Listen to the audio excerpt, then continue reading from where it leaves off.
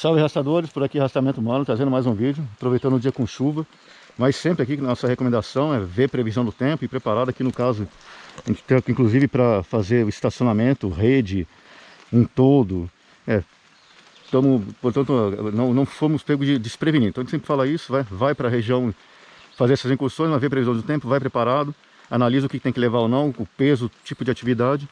E vai para atividade. Mas, por exemplo, aqui pegando aqui esse ponto aqui, parando, aproveitando esse ponto aqui estacionado, um ponto de interesse. A medição dos rastros de uma pessoa ou de alguma coisa, como um veículo ou de um animal, por exemplo, ela pode ser bastante importante para saber, por exemplo, para comparar se está mesmo na linha de rastro daquela pessoa, daquele animal, por exemplo, ou para fazer eventualmente para fins de investigação forense, pode ter várias implicações.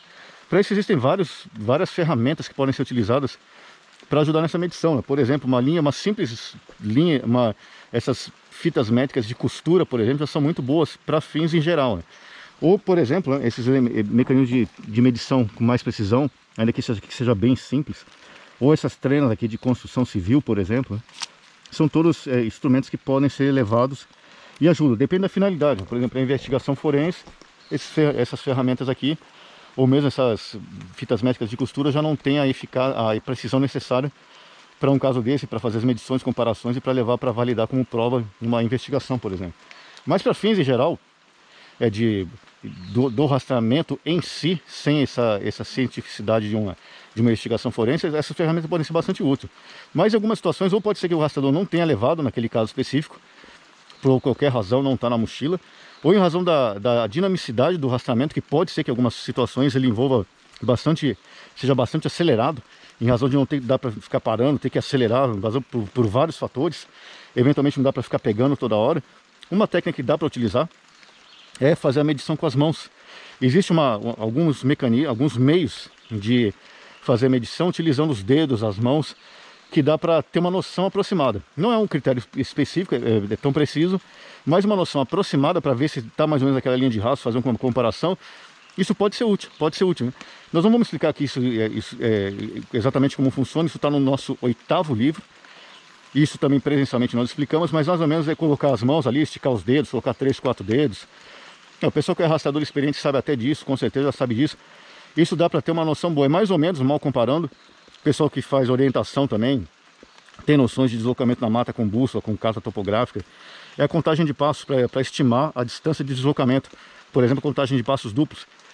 Para que se tenha noção disso, de quanto se desloca mais ou menos aproximadamente, é necessário que a pessoa, por exemplo, tenha noção de quantos passos duplos ela dá, por exemplo, a 100 metros. Isso cada um tem uma pequena variação, mais ou menos existe um padrão, mais ou menos, mas existem pequenas variações.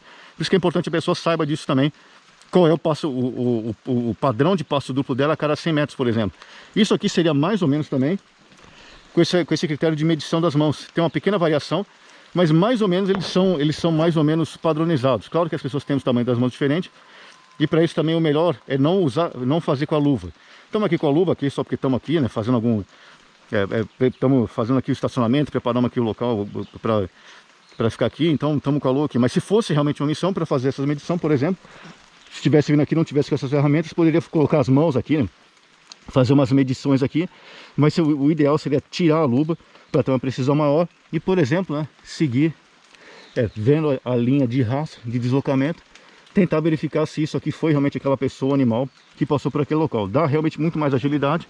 Tá aqui, por exemplo, né, vindo no rastreamento, ao invés de pegar qualquer tipo de ferramenta, já chegaria aqui, colocaria com a mão, fazia aquela medição, tá mais ou menos naquele padrão lá, deve ser, e tudo, claro, depende do contexto e dos demais elementos que forem encontrados naquele local. Mas, portanto, utilizar as mãos para fazer esse tipo de medições aproximadas é também uma ferramenta útil, né? Se é preciso ou não, é o rastreador que vai verificar no caso específico se naquele caso seria adequado ou não. O que para nós é importante é conhecer essas técnicas e ter uma grande caixa de ferramenta.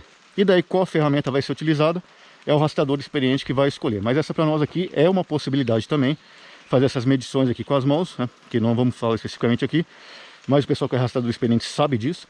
Não fomos nós que criamos isso aqui, também não sabemos quem foi, isso aí nós aprendemos aí pesquisando, papirando, mas é uma técnica interessante, né? Quem tiver interesse está no nosso 8º livro, ou nas nossas instruções presenciais, ou o pessoal que é rastreador experiente aí também com certeza sabe dessas técnicas aí.